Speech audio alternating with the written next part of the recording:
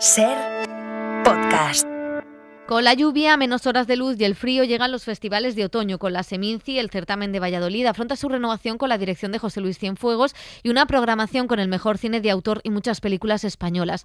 Nos pasamos por allí y también confesamos a varios directores en este episodio. La culpa y la memoria vertebran las películas de Martin Scorsese, el gran estreno de la semana, y también la de Robin Campillo. El francés bucea en sus recuerdos de niño en Madagascar para hablar del colonialismo en la Isla Roja. Tenemos ciencia ficción, herencias envenenadas y muchas series. ¡Acción!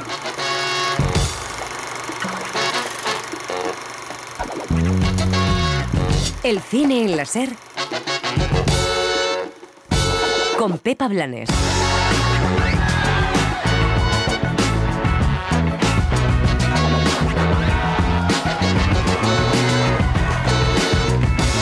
Scorsese estrena Los asesinos de la luna, una revisión del western que cuenta el genocidio de los Osage con Leonardo DiCaprio, Robert De Niro y Lily Gladstone. Parece muy claro que Will Smith no cuidó de su esposa Minnie como hubiera debido. Al morir, él se queda con los derechos y las tierras. El director americano explica en la SER que ha sido una película hecha junto a los nativos americanos y que cuenta cómo la avaricia ha sido el motor de su país y de todas las conquistas del mundo, de ahí su particular visión del western. Siempre he querido hacer un western, pero creo que el género en realidad acabó con Grupo Salvaje de Sam Peckinpah. El mundo cambió, todo cambió y el género desapareció. El director francés Robin Campillo entona como Scorsese el Mea culpa en la Isla Roja, una película en la que mira cómo fue su infancia en las colonias francesas y protagonizada por King Gutiérrez. Viviréis en un gran entorno familiar, lleno de amor y de generosidad. Bienvenidos a la base 181. Otra película francesa es El reino animal, un thriller de ciencia ficción donde una extraña mutación convierte a los humanos en animales. Estas mutaciones son algo reciente, complejo. Lo admito, no lo sabemos todo. Desde Irlanda llega El legado. Es un thriller psicológico sobre la familia y cómo sobrevivir a tus allegados. Reconoces que su mala reputación es inmerecida. Entonces, ¿por qué debe cargar mi padre con la mala fama? En televisión vuelven las hormonas revolucionadas de Élite y también la locura terrorífica de Alex de la Iglesia en 30 monedas. ¿Qué tal, ratas de la noche?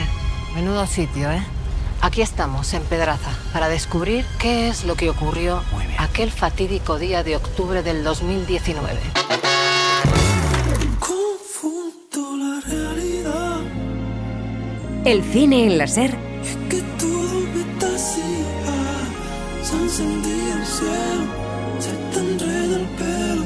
Con Pepa Blanes. Tú se vuelas con la mía. So in my head, and I leave it like an unmade bed. Oh, I don't wanna clean up yet. Keep it messy, messy, messy, oh yeah. Se encendido el cielo, se te enreda el pelo. Tú se vuelas con la mía. Am I fucking 16? This shit's kinda depressing. Are you doing to me? Cause you messy, touch me, wreck me, oh yeah. Maybe it's just admiration, copulation, no. Hola, ¿qué tal? Bienvenidas, bienvenidos a El Cine en la Ser. Ya hemos dejado los festivales de inicio de temporada, pero llegan los festivales de otoño y arrancamos este programa desde la Seminci en Valladolid. José Manuel Romero, ¿qué tal? ¿Cómo estás? ¿Qué tal, Pepa? La Seminci arranca nueva etapa con nueva dirección y con más presencia del cine español. La inauguración es una coproducción, La contadora de películas, de Lon Serfit, con guión de Walter Seid y de Isabel Coixet, y con Antonio de la Torre y Beneris Belló. ¿Qué le vamos a decir a los críos? ¿Sobre qué? Sobre el cine. Es lo único que le hace ilusión. ¿Ya se me va a ocurrir algo? Era un forajido, un asesino.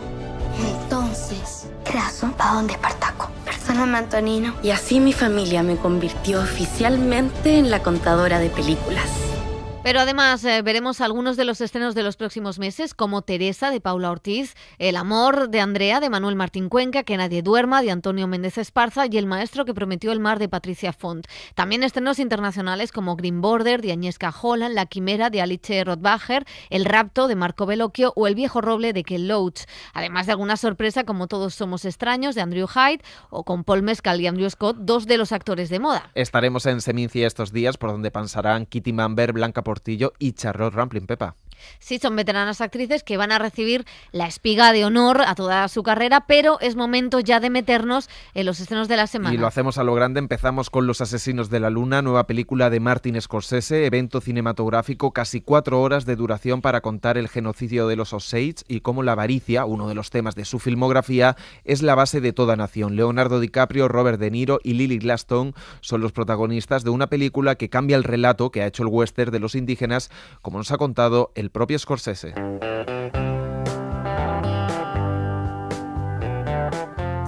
La de Martin Scorsese es una de esas filmografías apabullantes, director de ese nuevo Hollywood que nombres como Coppola, Spielberg o De Palma fueron configurando y que hoy son todavía los últimos mohicanos de un cine que intentó compaginar la autoría con el entretenimiento y los grandes presupuestos.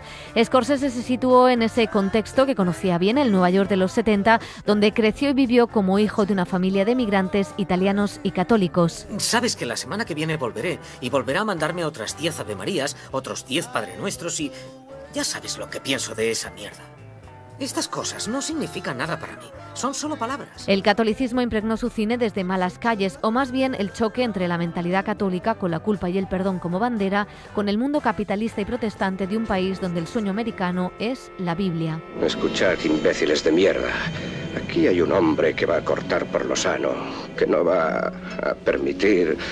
Escuchad, imbéciles de mierda. Desde Taxi Driver, Palma de Oro en Cannes, Toro Salvaje o El Rey de la Comedia, los personajes de Scorsese, protagonizados muchas veces por amigos como Robert De Niro, Griffin Dunne, Joe Pesci o Harvey Keitel, representaban a aquellos abandonados por la sociedad que usan cualquier medio, hasta la violencia, para lograr el sueño americano que imponía el país. Sé que piensan que es broma, pero créanme, la única forma de debutar aquí esta noche era raptando a Jerry Langford. Personajes que se han repetido en películas históricas como Guns of New York, El Lobo de Wall Street o El Irlandés, y que ahora vuelven a repetirse en Los asesinos de la luna, una monumental historia que adapta el ensayo de David Grant sobre el genocidio de los nativos Osage. Me regalaron este libro y me fascinó el tipo de mentalidad que tenían los Osage y la belleza de esa mentalidad, o debo decir, la terrible belleza. Nuestros valores llegaron de Europa a América y es cierto que aportamos muchas cosas buenas, pero también trajimos una superioridad que ha devastado formas de vida y culturas enteras. Cuando repasas nuestra historia, ves que eso sucede muchas veces, pero en este caso lo hemos hecho a través del arte, del entretenimiento, porque ha sido así como hemos creado una cierta mitología. Algunos de los personajes de sus películas podrían entender a los villanos de esta, un grupo de blancos que se fueron a Oklahoma a casarse con las mujeres Osage para lograr la titularidad de las tierras llenas de petróleo y matarlas lentamente, con el alcohol o con la violencia. Tenía que ser un suicidio, mendrugo. No le dijiste que dejara la pistola. Lo sé, le dije que dejara la pistola. Le dije exactamente que dejara la pistola. Como tú me dijiste, Rey. No sé por qué no lo hizo. No sé por qué. Le dije lo que me dijiste. Scorsese rueda su primer western, pero lo despoja de todos los clichés hacia los nativos. Centauros del Desierto es una gran película y creo que es una de mis favoritas, pero tiene problemas. Hay que entender el momento en el que se hizo, y era un momento donde el western humillaba a los pueblos nativos, que eran interpretados por actores blancos en un gesto humillante hacia ellos y hacia las mujeres nativas. Todo esto es difícil de aceptar. La película tiene cosas incómodas, pero hay que mirarlas y aceptarlas. Cuando empezó a llegar este dinero, debieron decirnos que venía acompañado.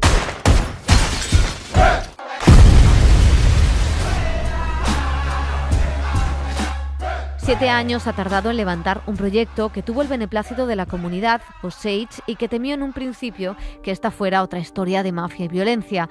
Le salvó Silencio, una de las muchas películas que Scorsese ha realizado sobre la espiritualidad y la fe. La habían visto en la comunidad y confiaron en él. En Rodrigo Prieto, que fotografió la tragedia, y en Jacqueline West, que evitó hacer un vestuario folclórico de aquellos años. La década de los 20, para el jefe de los Osage, Jeff Standing Beer, esta es la única película que les representa. This is the first film, Killers of the Flower Moon, that I have seen where the native indigenous population is telling their story La historia también cuenta la formación del FBI con el personaje de Jesse Plemons, que investiga el holocausto indígena orquestado por el cacique local, Robert De Niro, un papel que iba a ser para DiCaprio pero que finalmente logró el prota, junto a la verdadera estrella, Lily Gladstone, actriz de origen indígena que se implicó en el guión de la historia para que no sonara paternalista o estereotipado. Lo que hicimos trasciende lo antropológico. Somos artistas, somos narradores de historias, nos adentramos en la humanidad y los pueblos originarios están acostumbrados a que vengan antropólogos curiosos a contar lo que hacemos. Pero aquí se preocuparon por contar una historia que traspasara la pantalla. ¿Por qué diablos el mundo no sabe de estas cosas? Ellos fueron allí como seres humanos, no como alguien que estudia a la gente. No hay otra forma de contar estas historias. Scorsese baja el ritmo y el montaje frenético, de nuevo en las manos de Thelma Schoonmaker. La película es ahora solemne y larga, con casi 4 horas de duración, con una clara intención. La duración fue intencionada, quería contar muchas cosas de la historia. Me importaba mucho que hubiera escenas no narrativas, pero que describieran la cultura de los Osage. Por ejemplo, mostrar cómo eran los funerales, cómo se ponía el nombre a los bebés, las bodas, lo que significaban para entenderlos mejor viendo cómo viven y no solo empatizar con los americanos blancos. Al meter todo eso, la película iba a ser más larga, pero era importante hacerlo. Los asesinos de la luna se recrea en contar una cultura ancestral que el cine siempre ha menospreciado o maltratado con estereotipos, violencia y victimización, pero va más allá de todo eso. Es una película de memoria histórica, pero también del presente, pues habla del racismo y la banalidad del mal que están en la sociedad, como reconocían los actores. Nos hicimos mucho más conscientes de este racismo sistémico después de George Floyd. Lo que pasó allí en Oklahoma en esa época nunca lo supimos. Nos enteramos de la masacre de Black Wall Street mientras rodábamos. Es la banalidad del mal, es lo que tenemos que tener en cuenta. La perseverancia de Marty y su pasión por contar la verdad en sus historias, por muy feas y sucias, o raras o incómodas que sean, es lo que le ha convertido en un maestro y en uno de los grandes directores, que no tiene parangón. Es un director único en nuestro tiempo y sigue haciendo películas increíbles que cuentan historias importantes, como esta. Además del western, reconoce el director que hay algo de thriller judicial, algo de persecución policial, de cine de mafiosos y de cine de terror y serie B.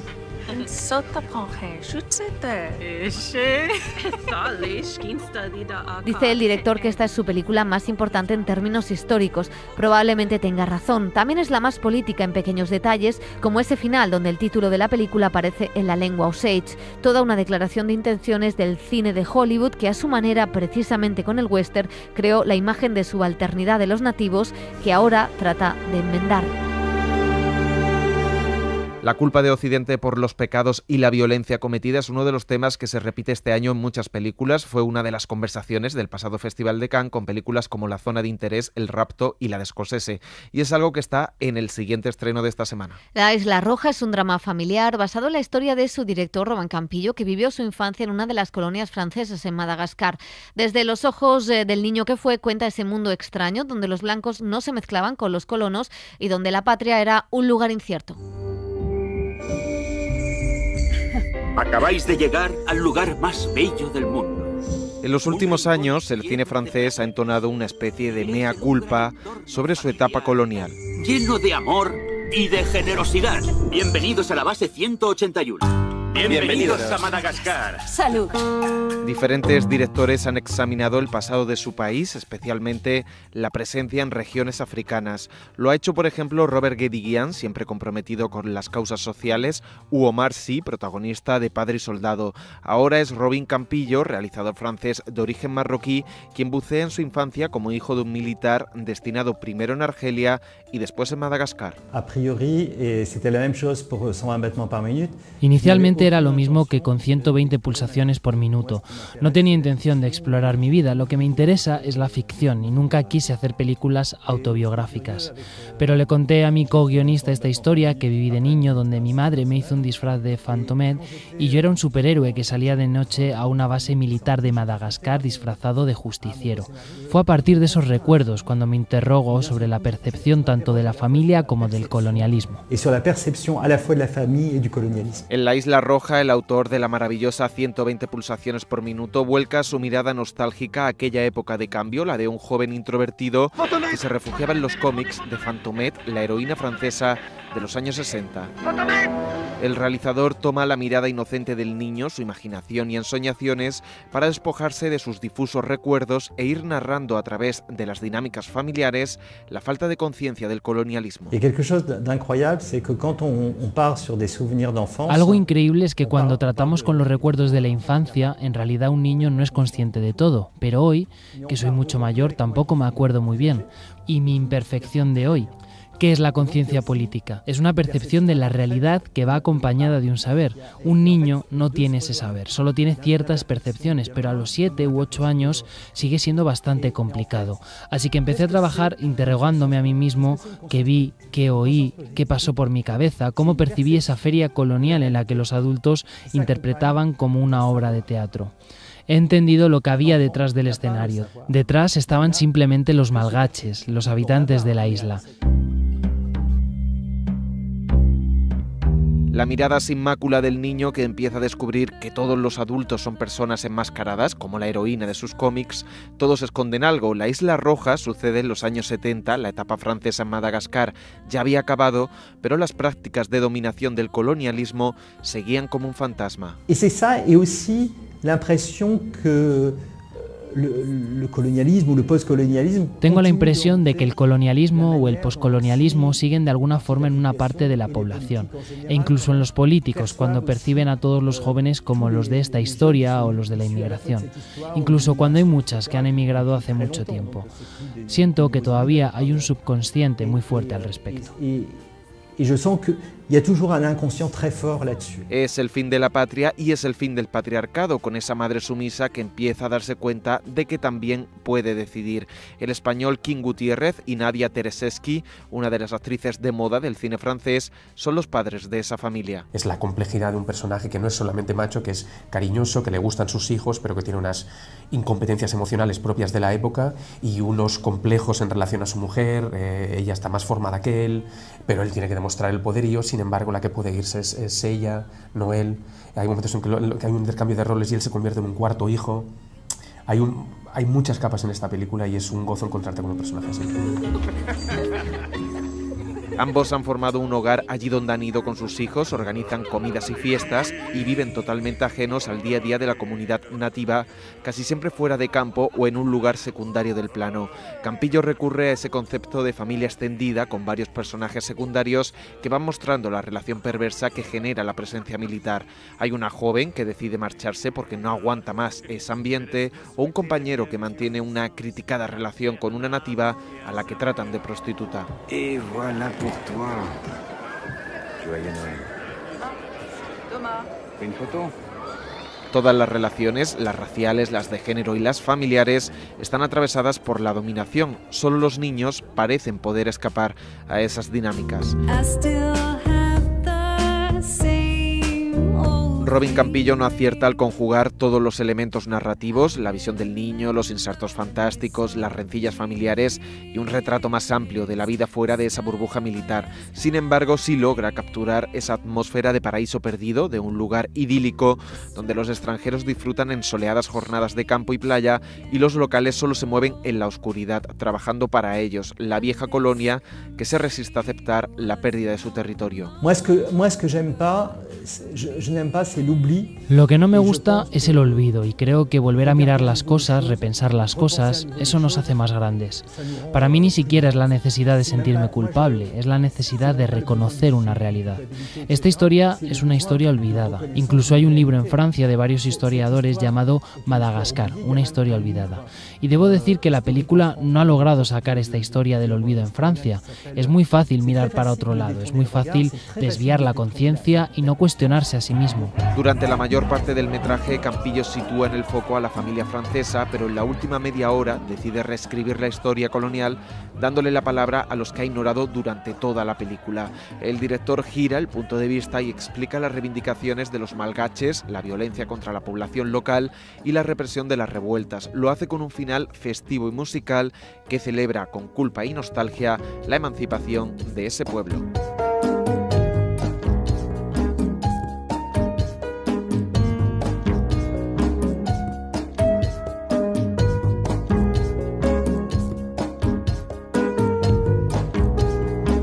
Y otra película francesa es El reino animal. Es un thriller de ciencia ficción, de esos que ponen experiencias humanas al límite, como una enfermedad que convierte a la gente en animales. Nos lo cuenta Elio Castro.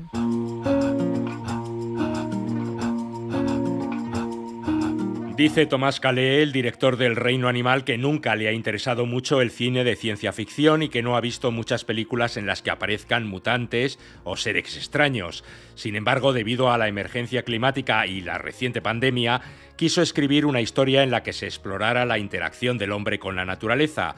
No quería hacer una película ambientada en un futuro distópico, sino en el presente, en la Francia de hoy en día, en donde un extraño virus está convirtiendo a algunos hombres, mujeres y niños en animales. Estas mutaciones son algo reciente, complejo. Lo admito, no lo sabemos todo. Unos seres que son capturados por la policía y el ejército e internados en centros especiales. Perdone, señor Policía Nacional, ¿qué está ocurriendo? Sí, allí había una bestia. De acuerdo. Vamos a salir despacio, por favor. Asegura la entrada y evacúa todo el supermercado. Pero que de vez en cuando se escapan de esos centros buscando su libertad. ¡Cuidado, está ahí! La película cuenta la historia de una familia, un padre, su hijo, la madre está infectada por el virus y se ha convertido en mutante. Papá, ¿qué pensaste cuando mamá empezó a cambiar? Una madre que está escondida junto con otros extraños seres en un bosque cercano. Acabamos de empezar la búsqueda. La encontraremos. Y ese padre y ese hijo intentarán encontrarla.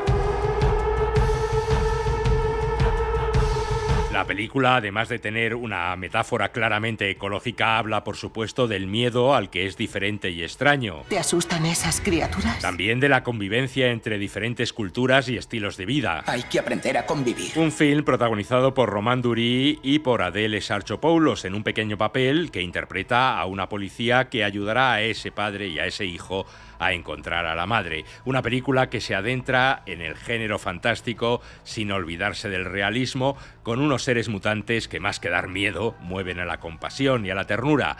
El Reino Animal se presentó en la pasada edición del Festival de Sitges y ahora llega a los cines de toda España.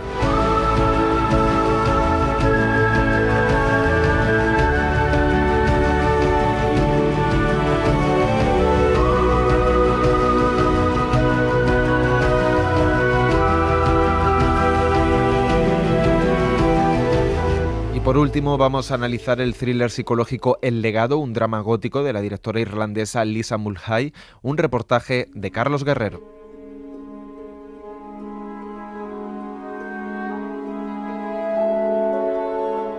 El año es 1864. Irlanda, aún unida a Inglaterra, sufre un siglo de grandes hambrunas, pero de grandes privilegios para una minoría social. Privilegios que muchos podrían envidiar. ¿Qué es lo que quiere ese pequeño corazón tuyo?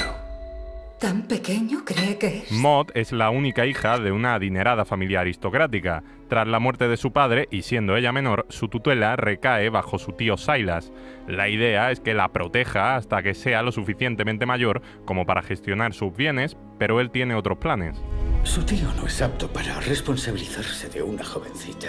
Es mi familiar más cercano, señor. Usted no lo ha visto nunca, creo.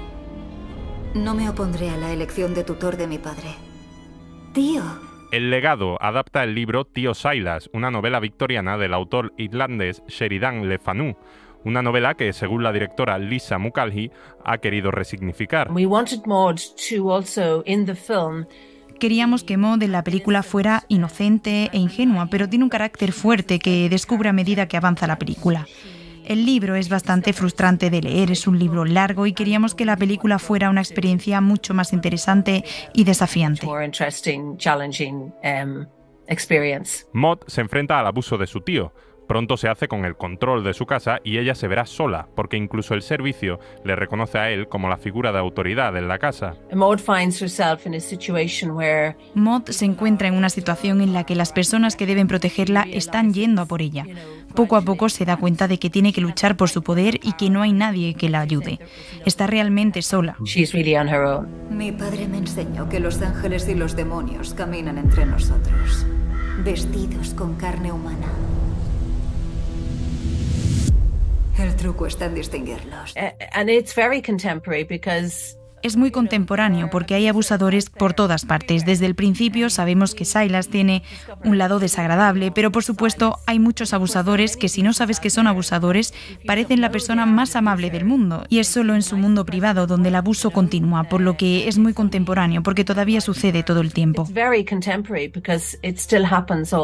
Y alejada de todo el poder que un día le perteneció y sin ningún tipo de ayuda, Maud se ve atrapada en un hogar que se convierte rápidamente en una angustiosa ratonera. Creo que al público le gusta verse reflejado cuando ve una película y también le gusta ver reflejados a personajes opuestos a ellos. Y si ves una película como esta y ves a alguien como Maud, creo que siempre es interesante que se pregunten cómo reaccionarían, cómo se comportarían. ¿Pelearías? ¿Te resistirías? ¿De verdad huirías? Un thriller gótico con un aspecto victoriano, elegante y cuidado, y que en ocasiones cuenta con toques de auténtico terror. Todo para responder una pregunta: ¿quién heredará el legado? ¿Qué es lo que hace un monstruo? Os preguntaréis. Mi padre me contó que solo después de nuestra muerte sabremos lo que somos, lo que hemos elegido ser.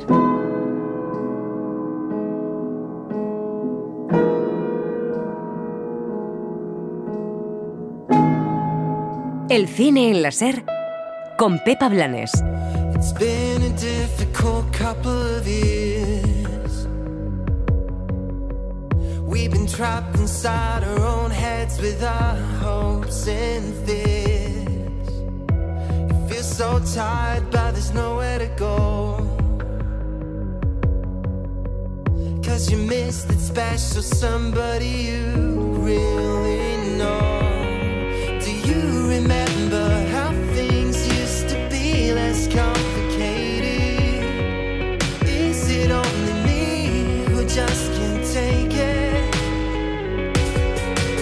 Driving on a Saturday night. La salud mental es uno de los temas más visibilizados por la ficción últimamente y también ha llegado al Colegio Las Encinas. Élite estrena su 7ª temporada con el tratamiento del duelo y la depresión como principales objetivos. Dani Garrán, ¿qué tal? Hola Pepa. Salud mental, sí, pero también mucho sexo, líos de faldas y poca ropa, porque esto sigue siendo Élite. La serie, creada por Carlos Montero, vuelve a Netflix con un guión que sigue fiel a la esencia que ha mantenido como una de las más longevas de la plataforma, con bien de tensión sexual entre los alumnos, pero esta vez también con problemas mentales. Mi hermana también salió de allí.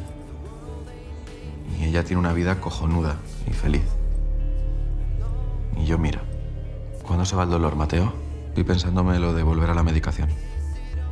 Tengo cajas que me sobraron. No necesitas volver a la medicación, y menos aún automedicarte, Omar. ¿Y hasta cuándo las putas pesadillas? La puta ansiedad. La puta nube negra con la que me levanto todos los días. Al reparto habitual de jóvenes pijos con las hormonas disparadas se suman Maribel Verdú, Leonardo Sbaraglia y la cantante Anita. Omar Ayuso también vuelve a interpretar a su personaje en esta temporada, incapaz de liberarse de su pasado e inmerso en terapia para curarse las heridas. En Élite, por el producto que es, me cuesta ver esta parte más didáctica o de referencia a la realidad. Es una serie que yo, desde luego, si fuera padre, a mis hijos les dejaría verlas desde las gafas de la ficción. Punto pelota. HBO Max también tiene su propia serie estrella española, que llegó a ser en 2021 la más vista a nivel internacional. 30 Monedas vuelve con su 2ª temporada más diabólica, con más acción y conspiraciones. Alex de la Iglesia vuelve a volcar en su serie su sello cinematográfico después de convertir el pueblo segoviano de Pedraza en el epicentro de un fenómeno satánico, con el Vaticano incluido.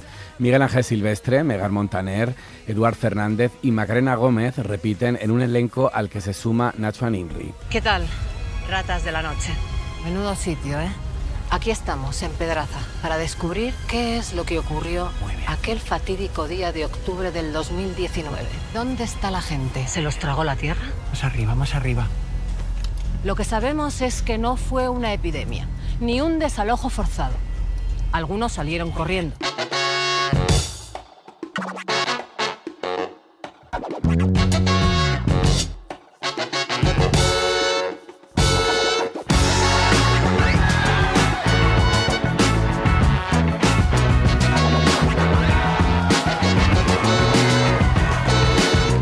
Terminamos el cine en la SER. En la realización ha estado Julia García, la producción, redacción y redes sociales José Manuel Romero y Carlos Guerrero. Nos vamos con Belle de Jour, la película de Buñuel que protagonizó Catherine Deneuve y que este domingo la actriz cumple 80 años. Adiós. No sé cómo explicártelo. Hay tantas cosas que ni yo misma entiendo, cariño. Cosas que me atañen. Lo que siento por él no tiene nada que ver con el placer. Está muy por encima. Y no te pido que me creas, pero jamás me he sentido más cerca de ti. El cine en la SER con Pepa Blanes.